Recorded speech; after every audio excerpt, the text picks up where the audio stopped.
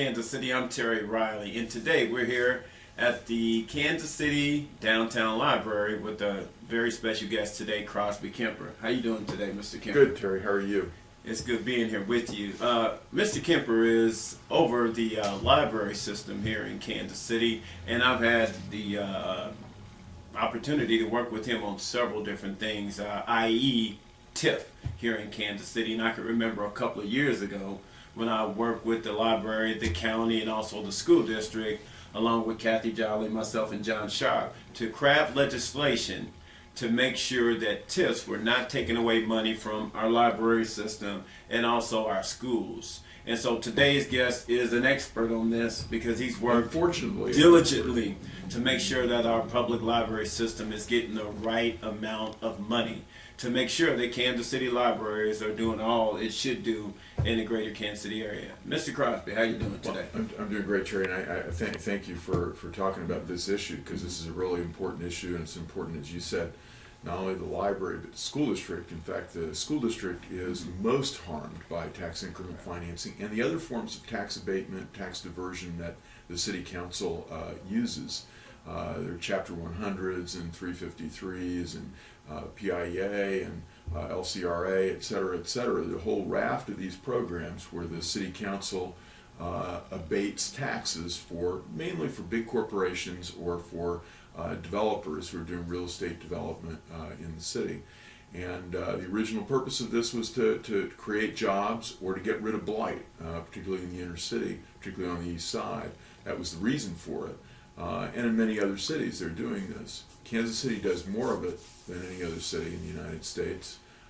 It does almost nothing on the east side, almost nothing in the inner city. It's almost all this tax abatement is for big companies and real estate developments that's in a corridor from downtown to the plaza in places where there are rising property values. Almost none of it is done on the east side, where we need the help and where property values are not rising, they're declining. And so the library has objected to this because money is taken from the library, taxes we'd otherwise get, go to developers, go to big companies, Country Club Bank, Freight Quote, Lockton, Cerner, etc. Get these Polsinelli Schubert, the law firm itself, or the developer of their building, and it's taken from us and from the school district. We estimate it's about $3.2 million or $3.3 million from the library every year, an annual basis. From the school district, it's over $30 million. Imagine what the school district could do with $30 million in terms of hiring teachers, doing early childhood education. And instead, these developers and the large corporations get this money. They don't pay taxes on their computer equipment. They don't pay taxes on their buildings that the rest of us have to pay. And consequently, the school district, the library, the community colleges, the mental health fund are all out this money. I got a question for you.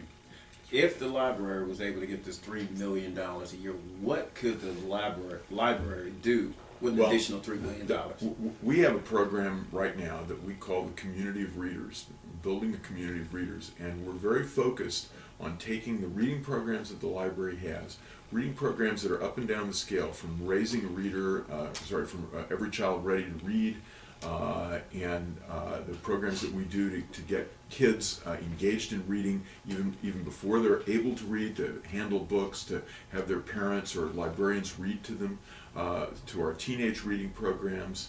If you go into our inner city libraries, to the Bluford Library, the Southeast Library, you will see lots of engaged teens. They're engaged in computers, they're engaged in book clubs. We're trying to deepen those programs and take it outside of the library, take it to schools, take it to the Boys and Girls Clubs, take it to various places in the inner city. So that's what we do with that money. We'd help kids in the inner city either learn to read or deepen their reading. Well, I mean, I knew you had a lot of these programs going on, but not at that magnitude. And I know one person that does a lot of work with you on literacy. I think Dr. Yvester Roper has done a lot of work with you guys on literacy. Yeah. Yeah, and as it relates to the city, I can remember the time And I believe the county now has a vote on this, on the TIF commission The county also. is involved in this with, as is the school district, as are the community colleges, as is the mental health fund. You bet. Right. And so a lot of people talk about Kansas City hasn't reached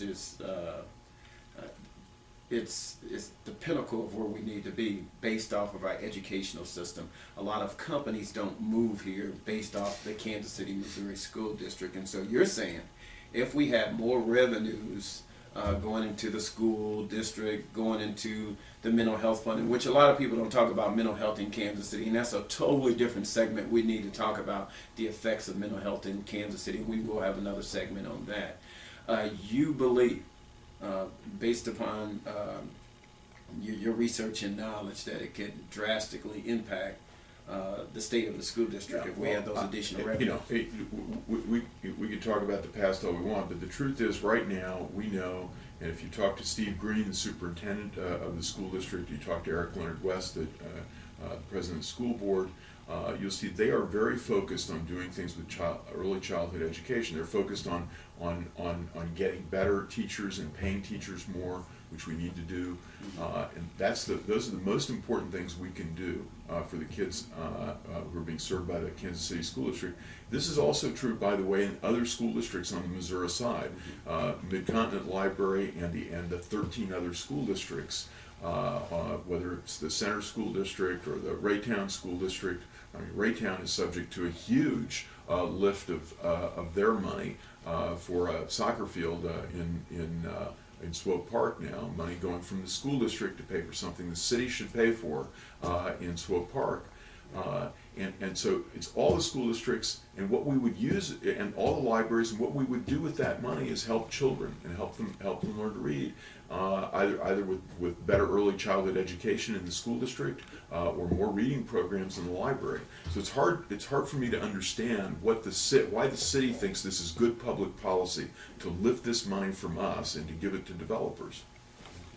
Well, and as you get on the city council, until you really dig deep into it and peel back the onion, in which John Sharp, myself, and Kathy did, we said, man, this is having a drastic impact on education, with all of our kids having went to a public school. With Kathy Jolly, her son is currently in the Center School District. John Sharp, his kids were in the Hickman Middle School District. My kids is currently going to a school in Kansas City also. And so when you're a parent, or if you're here at the library, you really understand the impact from an educational standpoint. Now, I will go and talk to someone from the TIF Commission, and of course they will probably have the counterbalance to this. But I did make a phone call yesterday to someone from the TIF Commission, and they have agreed to come on. Great. But they want to know the content first of what we will talk about, and they will be able to see, with this video today, with this interview today, what we've talked about. And you've talked about urban areas. I can remember when I was on the city council, when we tried to do something east of Truce, a TIF, it was always extremely difficult. Being at the TIF over at the Blue Parkway TIF, to do the expansion of the shops on Blue Parkway. The Citadel, from, some of my colleagues on the city council just being diametrically opposed. And someone said to me, Terry, that is too much money to spend in that area. And then we're seeing other areas of the city right now that are very affluent, that have a very good tax base, getting TIFs. And quite frankly, you in the Kansas City, Missouri School District are upset, and I believe rightfully so. Well, you and I had some disagreements about the Citadel project. No disagreement. I agreed with your position on the council that TIF and our tax abatement, if we're going to subsidize something from a tax point of view, it should have a larger public purpose, and it should be for everybody in the city. And the one part of the city that wasn't getting any investment from the city's tax money, was the east side. So you and I agreed about that part. We disagreed about the quality of the Citadel project, and of course there have been huge problems with the developer, and with the way the city handled it. Now, Of course, a lot of that happened after you were on the council. But I can tell you this: I went to, I criticized the library was the one organization that opposed the Citadel development, and I went to Mayor Funkhauser and to Deb Herman, who was chairman of the Finance and Audit Committee, and other members of the council, and I said, this is not going to work. It's not going to work for a variety of reasons, particularly the quality of the developer, the CDC, who we worked with out of our Bluford library. And I said, it's not going to work, and you can't commit $70 million to this project. And Deb Herman and the Mayor Funkhauser, and other members of the council said to me, we will oversee it. Well, we know what happened. There was no oversight, and the city now has a $34 million fiscal note that it will have to come up with, even though nothing was actually done. What you wanted to do at the Citadel, which if it had happened, would have been great for the east side, but it didn't happen. But the city's still going to have to pay $34 million for what's essentially today a toxic waste dump. Yeah, and to add to that, after we had that conversation, what we did was we went back and got an actual developer that would have been the lead developer. And what I think is, I think you and I could have had that conversation earlier, where I had Block leading the charge from the beginning, which has been a very well-noted developer that has done projects of that magnitude and larger. And I agree with you. Well, if because Block had done it, they would have been fine. They were a good developer. Because but CDC Block wasn't. came in too late, and all the damage had been done.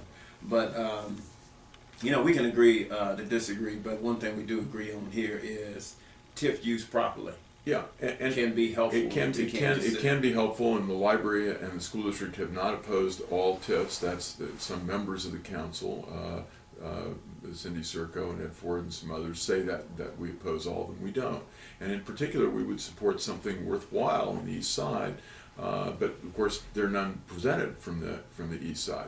And they're all presented, but you know, the latest tax abatement deals all involve big Kansas City corporations like Cerner and Country Club Bank and Lockton and Freight Quote. That's what we're seeing these days.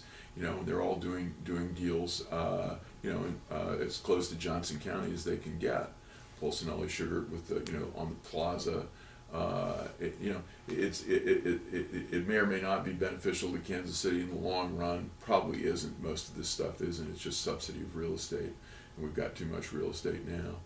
But one thing I know is it's not happening in the inner city. It's not happening anywhere around our Bluford Library, our Northeast Library, our Southeast Library, where we're serving the African American community, the immigrant community, the Hispanic community. These developments never happen in those parts of town. And I think it's a scandal that the city council is not focused on doing things for the people in this community who need things done for them, who need the help, who need a helping hand. Instead, their helping hands are going to the big corporations. I don't get what that's all about. Well, we most definitely will have someone from the TIF Commission, and even probably Cindy Serco or some get other Cindy people on her and ask her how come it's big corporations getting the money, and ask Cindy, who says she's doing these things for the children, why she never talks to the library or the school district about it. Well, we definitely will have her on, and someone from the TIF Commission. But just like you said about the Citadel and the Citadel development, one thing that I am going to do, and I don't care how long it takes me, the people and you mentioned this, that with the toxic waste over there, in which it is asbestos that is buried underground. Yeah. And what occurred was the city of Kansas City was getting a lot of calls. Someone from Neighborhood and Community Services hired a contractor, but the contractor didn't do everything they were supposed to do. They came in and demolished all of the homes and buried the basements with dirt over them. There lies a block, an entire city block, with asbestos underground. And in the article, those individuals end up subsequently going to jail. Convicted, not probation. Well, 5 years of probation. But convicted. They're convicted felons. Yeah, convicted felons now. The developers that city chose. Yeah. Convicted felons. And the thing is, and you the citizens paid are going to pay $34 million for this toxic waste dump. Yeah, but the citizens in that area, because of mistakes that were made, they still deserve to have that development. And so I'm gonna work with Councilwoman Circle. I will work with Michael Brooks. We're gonna make sure There could that be a good something, development there. It needs to start smaller. It needs to be primarily a housing development. One of the big problems in that neighborhood, and it's a problem that we've already seen if you go a little bit further north, you know, when you go from essentially where our southeast library is, it's 63rd and Paseo, and you go north to where our Blueford library is at 31st and Prospect. You see the increasing depopulation of the district, but it's happening all the way out to 63rd and a little bit beyond. And that's one of the big problems is you can't do retail development because there aren't enough people there, and the people who are left are the people who can't get out or are poorer. So what you need is a serious housing development, and start with that, and then build the retail off that and office space or whatever. But you don't have enough people because of the depopulation of the east side to do the size development that the Citadel was originally considered to be. I believe it should be a mixed use, some housing, some development, so on and so forth. And so, but look, I really appreciate this interview today. We were able to cover a number of topics today.